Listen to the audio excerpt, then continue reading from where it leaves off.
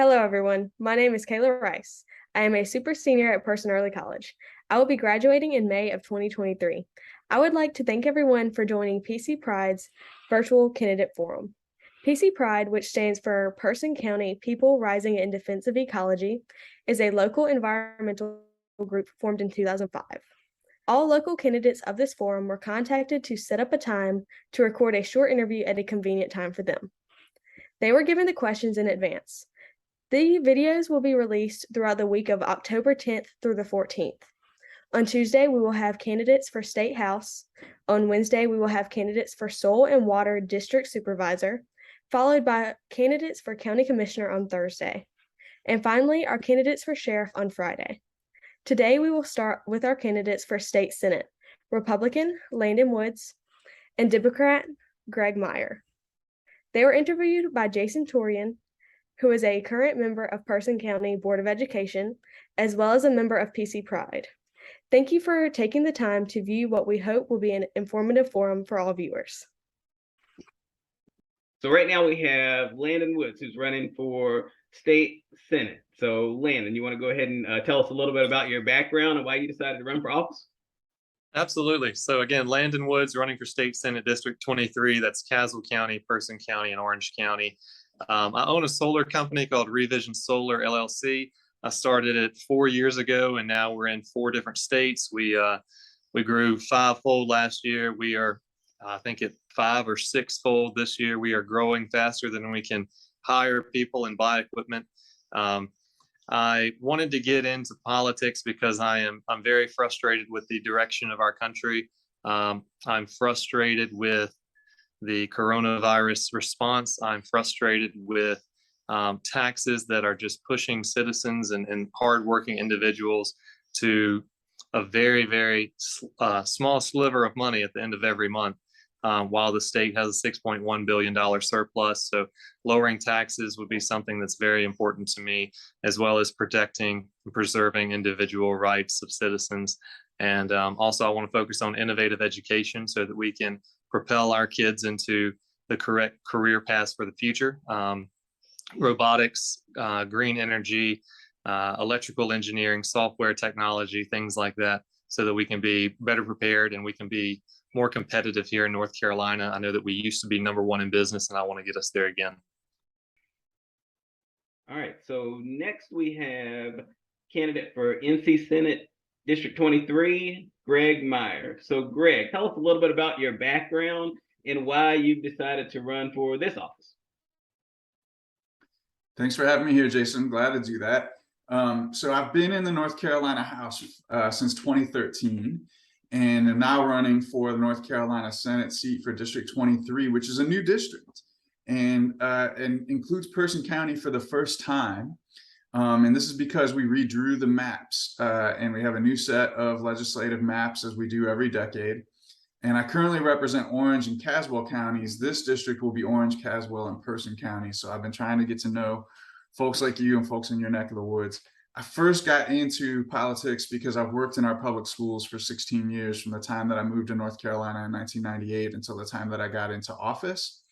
And I wanted to make sure that every kid got an education, every kid had an opportunity to get a job or go to college after they finished, and became increasingly aware of how much what happens in our schools is impacted by policy at all levels, but specifically policy at the state level. And so when I first ran for office, it was because I really wanted to work on supporting our public schools and the children that are in them.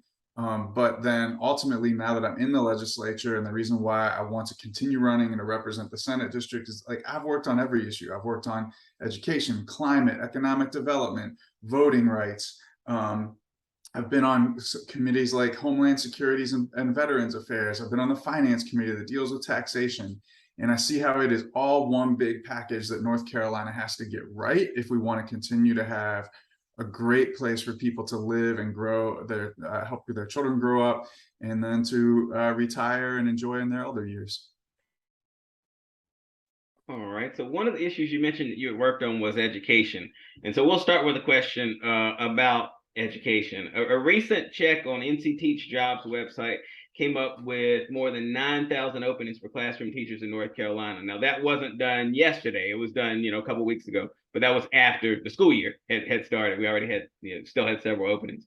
So one thing that's often mentioned as a first step in improving teacher retention rates and recruitment efforts is increasing teacher pay. But what else can the state legislature do to help local districts recruit and retain highly qualified and diverse educators? Well, you know, as a former teacher, and I know as a former school social worker, that yes, pay is like the single most fundamental important thing that we should do. But the other things that we can do are about what we call the teacher pipeline, about how do you recruit and support people who want to go into education. And part of the reason why I ran for office in 2013 was because we had one of the strongest teacher pipelines in the country, and the Republicans decimated it, took it all apart in 2013. That's part of what led to me entering into public services to try to work on that. In particular, we don't have enough men, we don't have enough people of color who go into teaching. And there are other states around us, like even South Carolina has one of the most aggressive programs in the country to recruit Black men specifically to go into teaching. They've been very successful with it. And we don't have anything like that set up right now. And so we really have to dedicate ourselves to rebuilding that pipeline and recruiting more people into education. And you just have to pay people more if you want to recruit them. That is true in every industry, education not being any different than anywhere else. So obviously, besides increasing pay to make it worth their while to go to college and then have a career that pays more than $17 an hour, roughly, I spoke to an educator on Hog Day over the weekend in Hillsborough, and I just simply asked her, what can we do to help you to make your career a pleasant one? And, we started talking, and even though I am a Republican, I don't mind calling out other Republicans' flawed policies. And when we talked about No Child Left Behind from George Bush Jr., it is a policy to where kids are more or less pushed into the next grade without having the credentials to be there.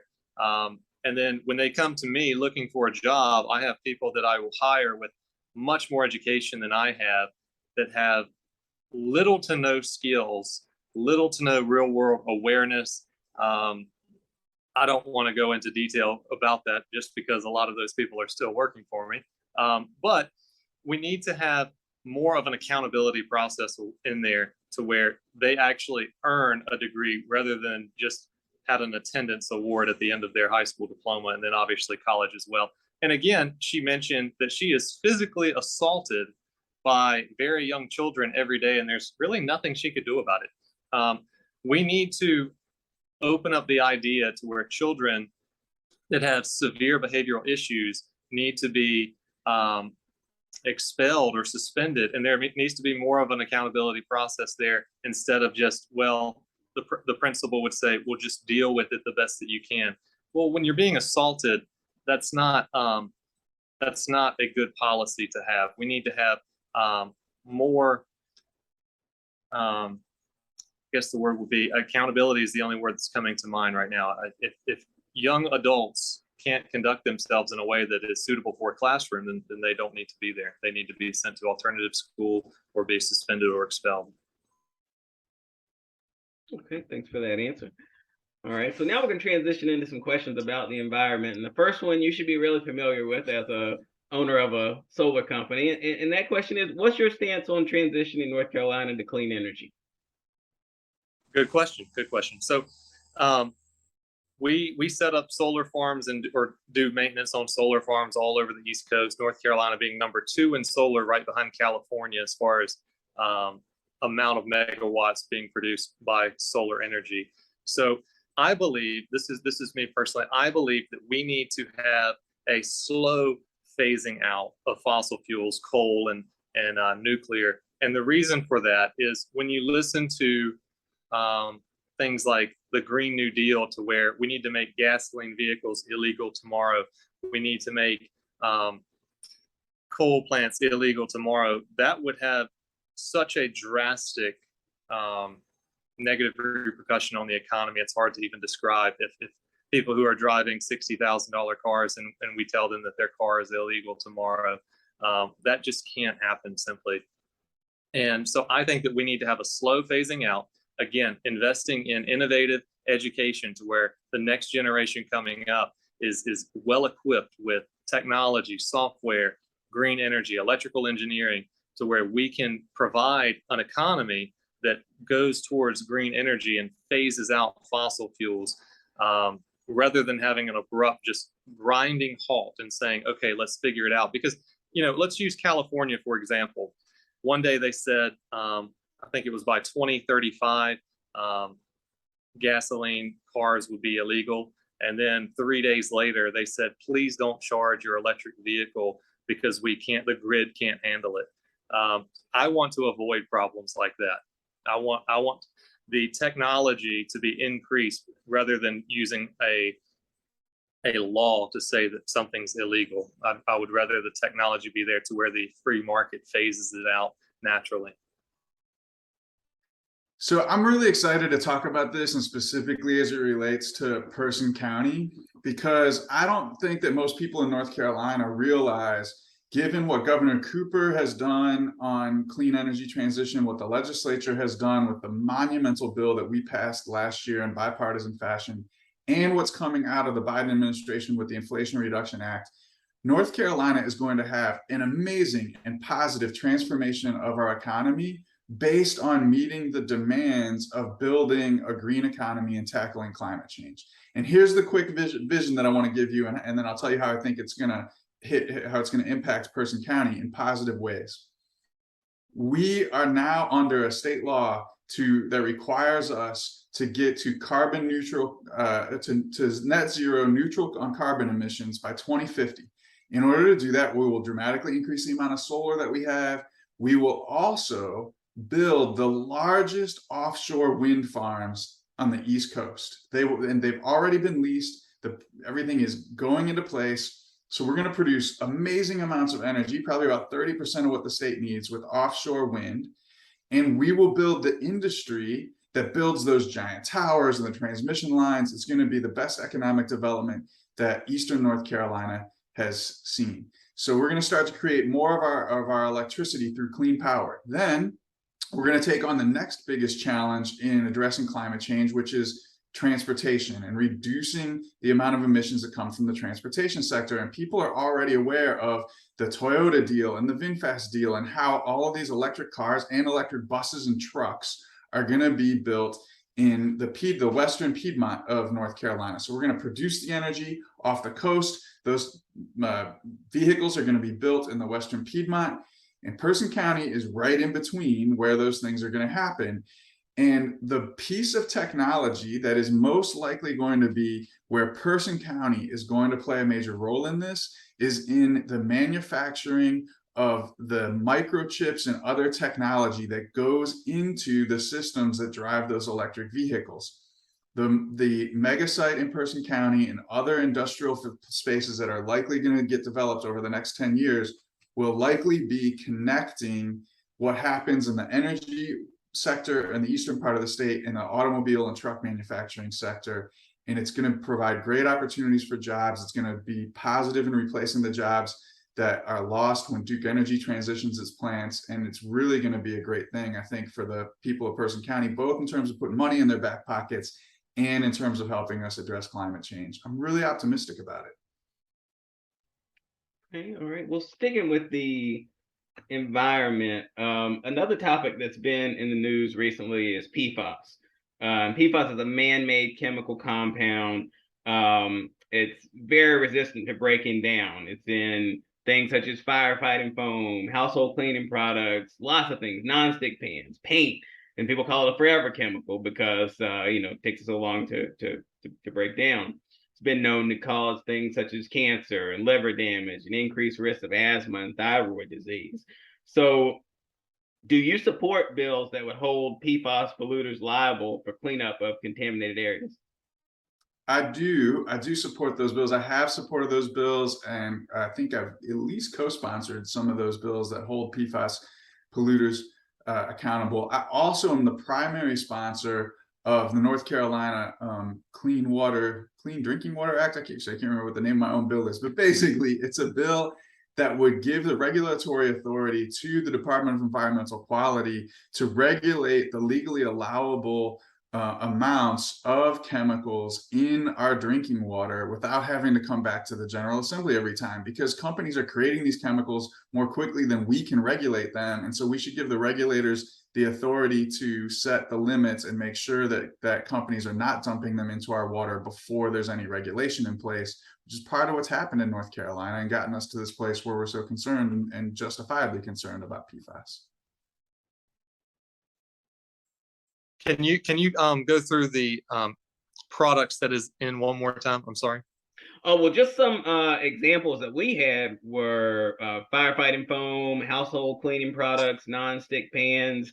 But from my understanding, this in a lot of different products. I think I've heard a number where 99% of people have it in their body because it's in so many different products. Then yes, I am against that, and I don't even see the point of it being produced if it's causing adverse effects in people. I am against really a lot of things like genetically modified foods. I'm against glyphosate 2,4-D being sprayed on pretty much all of our foods, oats, wheat, corn. Everything that we're going to consume is sprayed with the same type of chemicals that is in Agent Orange. There's no point in that. And putting all of the harmful products in our food, packaging for food, spraying it in the environment, I'm really against that. And I wish that there was more that we could do. And again, this goes back to investing into education to where people can develop products that do not have these in it. But yes, if someone is polluting the environment, absolutely. I know where I live, we're pretty close to a uranium, I think it's the supply field or something like that. And people have had uranium in their well water, which causes cancer. The byproduct radon causes cancer, lung cancer specifically. And yes, they should absolutely be held accountable if they are harming people's lives. All right, so we're going to start to transition into some other topics in the news. This next question will stick with the environment somewhat and then kind of transition into some of those others as well. So how are you going to ensure that marginalized communities in North Carolina are protected? And when we say marginalized, we're not just talking about racial minorities. We could be referring to anyone who's not in the majority or who isn't, in the majority that holds power. We might be talking about women, might be talking about minorities. You could be talking about the poor. So, how are you going to make sure that the voting rights of minorities, for example, are protected? The poor communities that are being impacted by industrial polluters, women's reproductive rights. How are you going to make sure that marginalized communities in North Carolina are protected? Right. So there are two schools of thoughts on things like this, and one is equal opportunity and equal outcome. So I am an equal opportunity person. Basically, everyone deserves a level playing field. And with your life or my life or anyone else who is watching this, we all get an equal opportunity to do something in life. And I want everyone to have that equal opportunity. And we do that through things like education. You mentioned voting. We do that through making sure that voter ID is still, excuse me, let me get that off. Making sure that voter ID is implemented so that people are not tampering with our election process. And that way it would cheapen the election process if it is easy to tamper with. So ensuring that we have good quality elections. And also my tax policies that I want to implement would benefit every people group. It doesn't matter if you are in a minority, male, female, it doesn't matter. Tax cuts need to be implemented in North Carolina. And that was really the way that we got to #1 in business. And I believe that's how we can get there again. But treating everyone fairly and having an equal opportunity to succeed in America is pertinent to what I believe in. All right. And more specifically there, just kind of as a follow-up, what's your stance on the issue of protecting reproductive rights? I am against abortion on demand, specifically late-term abortion. I do not stand for that. And that's just my honest answer. So all of these things are connected. And I honestly can't think of any better example of how these things are connected than the work that my wife does, Kim Meyer. She's an attorney at Southern Environmental Law Center, and she works mostly on transportation policy and trying to reduce transportation emissions. But she's also the lead attorney for the North Carolina NAACP in their case to throw out the voter ID amendment and make sure people have access to vote without having to meet a false voter ID requirement. So why would an environmental attorney be representing the NAACP? Well, the reason is because that we have to understand that if you want marginalized communities, no matter who they are, to be able to be protected from environmental threats or any other form of threat, they have to be able to fully exercise their right to vote. And if their right to vote is taken away, then they lose the right to impact every other part of the policy process. So that's the single most fundamental thing. Then, as long as you're ensuring their right to vote, you got to listen to people. And you have to figure out what is it that they need, how do you figure out what they needs connects with what other folks needs, and then provide strong leadership to be able to deliver that to them.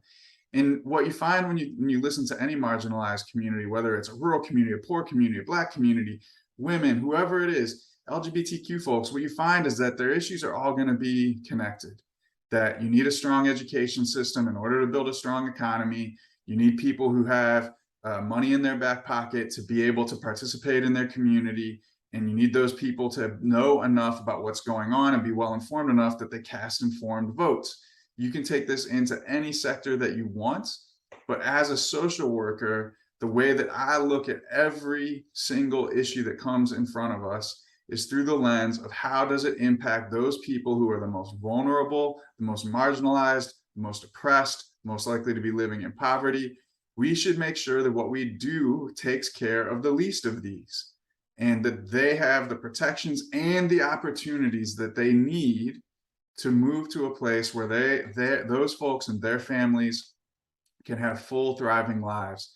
And so that is always at the core of how I look at things in my legislative work, whether I cast a vote, yes or no, what bills I introduce. And I think if you go and you look at my legislative record, you will see that, as I said earlier, I've worked on every major issue, and it's because I know how every one of those issues impacts the people that I represent. So what's your stance specifically on the issue of protecting reproductive rights? I'm very proud to have the endorsement of Pro-Choice North Carolina and Planned Parenthood of North Carolina, and been a strong champion of reproductive rights my entire time in the legislature. I was one of 200 legislators who worked together nationally to found the National Reproductive Freedom Leadership Caucus before the decision that struck down Roe, because we knew that if that came, it was going to mean that legislators had to take responsibility for addressing this at the state level. And I am fully committed to protecting the currently legal rights that women have to an abortion and other reproductive health care in North Carolina, and expanding those rights where we can, including making it easier for women to access all kinds of reproductive health options, and not have to jump through hoops, or not have to resort to emergency measures, and to do it in ways that protect the health of every expectant mother. All right, thanks for that. All right, so we're getting close to the end of our questions now. One question we had on here was, and this was really more for non-incumbents, and asked, do you have any specific policy legislation that you would like to bring to the legislature? Now, I know you're not an incumbent in this office, but you have been in the legislature. Do you have anything that you want to share that you're particularly proud of that you accomplished in the legislature, or something new that you'd like to maybe do when you get in the Senate? I am proud of the bills that I've passed in the General Assembly, including work that I've done across party lines to reduce the cost of homeownership, to support people who want to save money to take care of their disabled children. There's a handful of bills. When you're in the minority, as I am as a Democrat, you're not able to get a lot of signature bills through, but I have been able to work with folks across party lines to do things that help people in the community. There are some big things that I would love to get done. I have a bill that would take some of the surplus savings that the state has and use it to improve the school buildings that our children go into by making them more energy efficient, replacing the doors and windows and roofs and things like that. Currently we have over $8 billion in school repair needs. And so take care of some portion of those needs, and then put solar on the rooftop of those schools. And then we would replace our gas school buses with electric buses that are manufactured right here in North Carolina, so it's jobs. And therefore, schools would pay less money for electricity, less money for gasoline. We'd have fewer polluting buses, better air health for our kids who ride them. So we would get better climate, better health and safety for the kids, and have more money to spend on kids' education rather than those utilities. That's one bill that would do all those things at once. Another signature bill I have on education is a desire to create a program that would give some of our teachers an 11-month contract rather than a 10-month contract, so that when you're a new teacher, you get an extra month to learn how to be a good teacher by working under the mentorship of a master teacher who also gets paid that extra month while teaching summer school. So the most vulnerable kids get a little bit of extra time of learning. The best teachers are there with them, and they're helping the new teachers learn how to do things the best way. There's a few other things that bill would do, but I would love to see that as a major education improvement. And then the last thing I'll say is I have a number of bills that would make it easier for people to vote. And if we can just do that fundamental thing of making it possible, as easy as possible for everyone to be able to exercise their right to vote, I would love to advance everything we can on that. All right. So during his time in the legislature, your opponent, Representative Meyer, has been a vocal supporter of Medicaid expansion. Where do you stand on that issue? So when I was asked this previously, I elaborated on it like this. I believe that the benefits that people get from Medicaid should be expanded to where we provide better services. We're able to help people better. But also, I am in the boat to where people who have the ability to work and choose not to should not have the benefits of someone who is working 60 to 80 hours a week, just trying to put food on their table for their family. So I am for cutting a lot of the welfare part of our state out, because I was at a meeting in Hillsborough, actually it was Eflin, and one lady stood up, and she was a business lady, and she said, I can't find people that want to work. I can't find people that want to work. And they asked my opponent what he thought about that. Another gentleman stood up and said, my taxes are too high. In Orange County, we pay the highest taxes in the state. What can you do about it? And to me, the answer was simple. We have several hundreds of thousands, if not over 1 million people in this state that are on government assistance who are perfectly able to go to work during the biggest job boom in probably American history. And we're paying them to sit home. We paid them to sit at home during the coronavirus. And we're still paying people to sit at home while employers are in desperate need of workers. And I am speaking from experience. It was incredibly difficult to find people that would work in an essential job like taking care of solar farms. So I am for expanding the benefits in Medicaid, but as far as the people who qualify, I guess I would not be for expanding it. All right. So we're getting close to the end now. Do you have any Sure. specific policy or legislation that you would like to bring to the state legislature?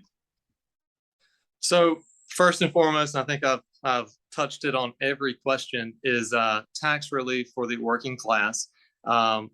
Another reason of why I wanted to run, I have lived on the same farm. I'm a 5th generation farmer, so I kind of transitioned out of farming to start a solar company. But my family bought it in like 1900, and it's gone through 5 generations. So that's 2 world wars. That's a Great Depression. That's, I think, 8 or 9 recessions. And it only took 2 years of the Biden administration to make us completely not profitable. Diesel prices went up 300%. Fertilizer went up 350%. And for the first time, we just said we can't even make a profit, much less provide for someone to have a living, but we couldn't even turn a profit. So it was things like that really inspired me to run. So I want to see tax cuts for the working individuals. I want to see better education, including innovative sectors to where and trade schools. I want to see trade being taught in high school, so someone can graduate from high school and still be able to get a job that pays 30 to 40 an hour. I want to implement those changes. I want to have better training for our police force, and also want police departments to be fully funded. Again, if we have a $6 billion surplus, there's no reason why certain sectors of our society shouldn't be fully funded. But yeah, taking care of people is important to me. I don't want to sound insensitive when I talk about cutting benefits. It's just the principle of, if we're in the greatest job market in U.S. history, why are we paying people that are able to work but simply choose not to stay home? But I want to take care of those who cannot take care of themselves. I had a mentally disabled uncle, and I would definitely want to take care of those who are incapable of taking care of themselves. All right, well, that's the end of our questions. I'll give you a minute now if you want to give a closing statement to the people viewing the forum. Sure. I think with me, I'm going to be honest. I was a volunteer youth pastor at my church for years, and nothing's going to be misleading. Whatever I say is going to be how I vote, even when I know that it's not a popular decision. Let's see.